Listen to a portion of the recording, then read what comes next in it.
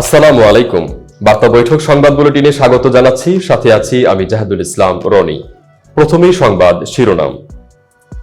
তারেক রহমানের সঙ্গে one two one বৈঠক করতে যাচ্ছেন মির্জা ফখরুল। মুন্সিগঞ্জে এক্সপ্রেসওয়ের পাশে পড়ে আছে নারীর গুলিবিদ্ধ লাশ। চট্টগ্রামে আইনজীবী হত্যায় ৩১ জনের বিরুদ্ধে মামলা, ছাত্রলীগ, যুবলীগ, আওয়ামী লীগের ইন্ধনের অভিযোগ। সাকিবকে ওয়ানডে দলে রাখতে না করেছে বিসিবি। বসের সঙ্গে শিক্ষানবিশের অন্তরঙ্গ সম্পর্ক, মুক্তি পাচ্ছে আলোচিত সেই সিনেমা।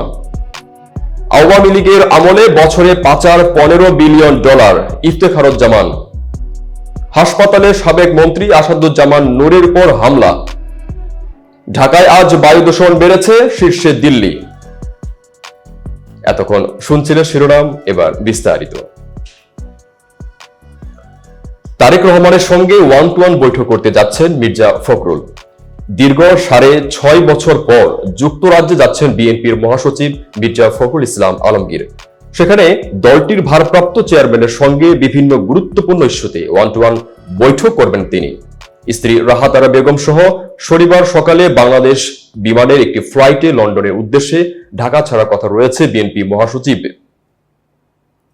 সেখানে তারা 10 দিন অবস্থান করবেন। সর্বশেষ 2018 সালে একাদশ জাতীয় সংসদ নির্বাচনের আগে তিনি 2 বার লন্ডন গিয়েছিলেন। গত 5 আগস্ট শেখ হাসিনার সরকার পতনের পর ও রাজনৈতিক পট পরিবর্তনের পর এবারই প্রথম সরাসরি লন্ডনে যাচ্ছেন মির্জা ফখরুল ইসলাম আলমগীর। মূলত বিএনপির শীর্ষ 2 নেতার আগ্রহে দলীয় এবং রাজনৈতিক কাজে লন্ডন সফরে যাচ্ছেন বিএনপির মহাসচিব। এরই মধ্যে তাকে স্বাগত জানাতে প্রস্তুতি সভাও করেছে যুক্তরাজ্য বিএনপি। তার সম্মানে কয়েকটি কর্মসূচিও করার কথা রয়েছে। বিএনপির সূত্রগুলো বলছে, দেশের চলমান পরিস্থিতিতে গুরুত্বপূর্ণ 4টি ইস্যুতে যুক্তরাজ্য যাচ্ছেন বিএনপি মহাসচিব। মুন্সিগঞ্জের এক্সপ্রেসওয়ের পাশে পড়ে আছে নারীর গুলিবিদ্ধ লাশ। মুন্সিগঞ্জের শ্রীনগর উপজেলায় বঙ্গবন্ধু এক্সপ্রেসওয়েতে এক নারীর গুলিবিদ্ধ লাশ পড়ে আছে। আজ শনিবার সকাল 10:30টার দিকেও মহাসড়কের শমসপুর এলাকার দোগাছি সার্ভিস সড়কে মরদেহটি পড়ে থাকতে দেখা যায়। লাশের পাশে কয়েকটি গুলির খোসা পড়েছিল। ওই নারীর পরিচয় শনাক্ত করা যায়নি। পুলিশ ও স্থানীয় সূত্রে জানা গেছে, আজ ভোরে ওই নারীকে এক যুবকের সঙ্গে মহাসড়কের সার্ভিস লেনে হাঁটতে দেখেছেন পথচারীরা। এর কিছু সময় পর অন্য পথচারীরা ওই নারীর লাশ সড়কে পড়ে থাকতে দেখেন। ওই নারীর পিঠে একাধিক গুলির চিহ্ন ছিল। লাশের পাশে কয়েকটি গুলির খোসা পড়েছিল। বিষয়টি পুলিশকে জানানো হয়েছে। শ্রীনগর থানার ভারপ্রাপ্ত কর্মকর্তা ওসি কাইয়ুম উদ্দিন চৌধুরী গণমাধ্যমকে বলেন, খবর পেয়ে পুলিশ ঘটনাস্থলে যায়।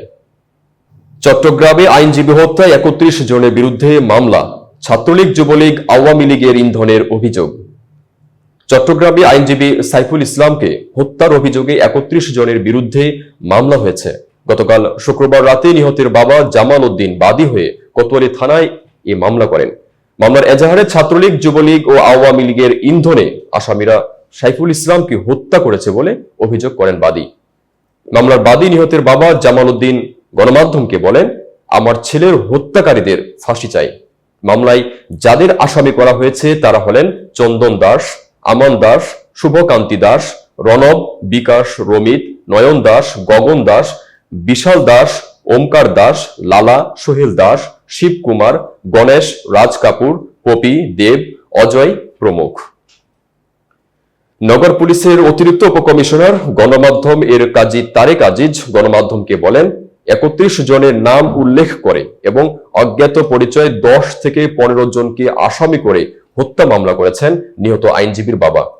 মামলার আসামিদের বেশিরভাগ নগরের কোতোয়ালি এলাকার সেবক কলোনির পরিচ্ছন্নতা কর্মী। তিনি আরো বলেন, হত্যাকাণ্ডের ভিডিও দেখে পুলিশ এরই মধ্যে 9 জনকে গ্রেফতার করেছে। চন্দন দাসকে মামলায় 1 নম্বর আসামি করা হয়েছে বলে জানিয়েছেন তারেক আজিজ। সাকিবকে ওয়ানডে দলে রাখতে না করেছে বিসিবি। টেস্ট ও টি-20 ক্রিকেট থেকে অবসর নিয়েছেন। তবে শেষ টেস্টটা দেশের মাটিতে খেলতে চেয়েও সরকার নিরাপত্তা না দিতে পারায় সেই ইচ্ছা পূরণ হয়নি সাকিব আল হাসানের। তার শেষ টেস্ট হয়ে থাকছে তাই গত সেপ্টেম্বর ভারতের বিপক্ষে খেলা কানপুর টেস্টে। তবে ওয়ানডে ক্রিকেট থেকে এখনো অবসর নেননি সাকিব। তার ইচ্ছা এ সংস্করণের ক্রিকেটটা চালিয়ে যাবেন আসন্ন চ্যাম্পিয়ন্স ট্রফি পর্যন্ত। কিন্তু সেই সুযোগ কি পাবেন বাংলাদেশের সর্বকালের সেরা ক্রিকেটার? সম্ভাবনা ক্রমেই কমে আসছে, কারণ চ্যাম্পিয়ন্স ট্রফির আগে বাংলাদেশ যে একটি মাত্র ওয়ানডে সিরিজ খেলবে ওয়েস্ট ইন্ডিজের বিপক্ষে, সেই 3 ওয়ানডে সিরিজেই তাকে ছাড়া দল ঘোষণা করতে যাচ্ছে বাংলাদেশ ক্রিকেট বোর্ড। বিসিবির একটি সূত্র জানিয়েছে, নির্বাচকেরা এরই মধ্যে ওয়েস্ট ইন্ডিজের বিপক্ষে ওয়ানডে সিরিজে দল বোর্ডে জমা দিয়েছেন। সাকিবের খেলার সম্ভাবনা নেই 8 ডিসেম্বর শুরু ওয়ানডে সিরিজে। বর্তমানে বাংলা টাইগার্সের হয়ে আবুধাবি টি10 লিগে খেলছেন তিনি। বসের সঙ্গে শিক্ষানবিশের অন্তরঙ্গ সম্পর্ক, মুক্তি পাচ্ছে আলোচিত সেই সিনেমা। চলতি বছর সমালোচকদের কাছে যে কয়েকটি সিনেমা বিশেষভাবে প্রশংসিত হয়েছে, বেবি গার্ল তারই একটি। হেলিনা রেজিনের সিনেমাটি চলতি বছর ভেনিস উৎসবের মূল প্রতিযোগিতা বিভাগে লড়েছিল। এ ছবির জন্য উৎসবে সেরা অভিনেত্রী পুরস্কার পান নিকেল কিডম্যান। চলচ্চিত্র উৎসব ঘুরে আগামী 25 ডিসেম্বর যুক্তরাষ্ট্রের প্রেক্ষাগৃহে মুক্তি পাবে সিনেমাটি। এর আগেই ভ্যারাইটিকে দেয়া এক সাক্ষাৎকারে সিনেমার অন্তরঙ্গ দৃশ্যে অভিনয় নিয়ে কথা বলেছেন নিকোল কিডম্যান। ডাচ নির্মাতা হেলিনা রেজিনের চতুর্থ সিনেমা বেবি গার্ল। এই ইরোটিক থ্রিলার সিনেমার অন্যতম প্রযোজকও তিনি। বেবি গার্লের গল্প এক কোম্পানির প্রধান নির্বাহী রমি, সেই প্রতিষ্ঠানের শিক্ষানবিশ শ্যামুলকে নিয়ে। দুজনের মধ্যে প্রেমের সম্পর্কে গড়ে ওঠা, যা পর্দায় তুলে ধরা হয়েছে রাখ ঢাক ছাড়াই। রমি চরিত্রে অভিনয় করেছেন অস্ট্রেলিয়ান অভিনেত্রী নিকোল কিডম্যান এবং স্যামুয়েল চরিত্রে অভিনেতা হ্যারিস ডিকসন। গল্পের প্রয়োজনে বেশ কয়েকটি অন্তরঙ্গ দৃশ্যে দেখা গেছে তাদের। সিনেমায় রোমিও স্যামুয়েলের মধ্যে শারীরিক সম্পর্ক হয় পর্দায়, সেটাও দেখিয়েছেন নির্মাতা। আওয়ামী লীগের আমলে বছরে পাচার $15 বিলিয়ন বললেন ইফতেখারুজ্জামান। একটানা 15 বছরের বেশি ক্ষমতায় ছিল আওয়ামী লীগ সরকার। এ সময় প্রতি বছর গড়ে দেশ থেকে সামগ্রিকভাবে $12 থেকে $15 বিলিয়ন পাচার হয়েছে বলে জানিয়েছেন ট্রান্সপারেন্সি ইন্টারন্যাশনাল বাংলাদেশ টিআইবি এর নির্বাহী পরিচালক ইফতেখারুজ্জামান। টিআইবি নির্বাহী পরিচালক বলেন, ওই সময় দুর্নীতির সহায়ক প্রতিষ্ঠান হিসেবে কাজ করেছে বাংলাদেশ ব্যাংক। কেবল বাংলাদেশ ব্যাংক নয়, বাংলাদেশের ফিনান্সিয়াল ইন্টেলিজেন্স ইউনিটকেও বিএফআইইউ এর ব্যবহার করা হয়েছে অর্থ পাচারের সহায়তা করার জন্যই। রাজধানীতে আজ শনিবার পাচার হওয়া অর্থ ফেরত আনার উপায় শীর্ষক এক সেমিনারে প্রধান অতিথির বক্তব্যে এসব কথা বলেন ইফতেখারুজ্জামান। যৌথভাবে এই সেমিনারে আয়োজন করে ইকোনমিক রিপোর্টার্স ফোরাম ইআরএফ ও সম্ভাবনার বাংলাদেশ এসবি। পচনে ইআরএফ কার্যালয়ে সেমিনারটি হয়। কত টাকা পাচার হয়েছে তার সুনির্দিষ্ট হিসাব করা সম্ভব নয় জানিয়ে ইফতেখারুজ্জামান বলেন, বাংলাদেশ ব্যাংকের গভর্নর যে $17 বিলিয়ন কথা বলেছেন, সেটি ব্যাংক খাতকে ব্যবহার করে যে পাচার হয়েছে তার তথ্য অনুযায়ী হতে পারে।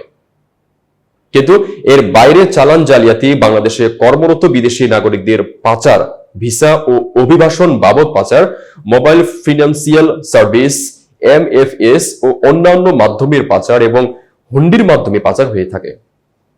সামগ্রিকভাবে প্রতি বছর বাংলাদেশ থেকে $12 থেকে $15 বিলিয়ন পাচার হয়েছে। হাসপাতালে সাবেক মন্ত্রী আসাদুজ্জামান নূরের উপর হামলা। বঙ্গবন্ধু শেখ মুজিব মেডিকেল বিশ্ববিদ্যালয়ের হাসপাতালে সাবেক মন্ত্রী আসাদুজ্জামান নূরের উপর হামলা করেছে জুলাই আগস্ট আন্দোলনের আহত শিক্ষার্থীরা। শনিবার দুপুরে নূরকে চিকিৎসার জন্য হাসপাতালে নিয়ে গেলে আন্দোলনে আহত কয়েকজন ব্যক্তি তার উপর হামলা চালায়। হাসপাতালে বুলবুল আহমেদ নামে একজন বলেন, ঘটনার পর শিক্ষার্থীদেরকে হাসপাতালের পরিচালক ব্রিগেডিয়ার জেনারেল রেজাউর রহমানের কক্ষে নিয়ে যাওয়া হয়। পরে সেখানে শিক্ষার্থীদের মোবাইল ফোন নিয়ে নেওয়া হয়। তবে এ বিষয়ে মন্তব্যের জন্য পরিচালককে ফোন করা হলেও তার বক্তব্য পাওয়া যায়নি। গত 16 সেপ্টেম্বর বেইলি রোডের নওরাচন কলোনি থেকে সাবেক সংস্কৃতি মন্ত্রী আসাদুজ্জামান নূরকে গ্রেফতার করে কারাগারে পাঠানো হয়। 2001 সাল থেকে সংসদে আওয়ামী লীগের প্রতিনিধিত্ব করেন নূর। সর্বশেষ দ্বাদশ জাতীয় সংসদ নির্বাচনে তিনি নীলফামারীর 2 আসন থেকে সংসদ সদস্য নির্বাচিত হন।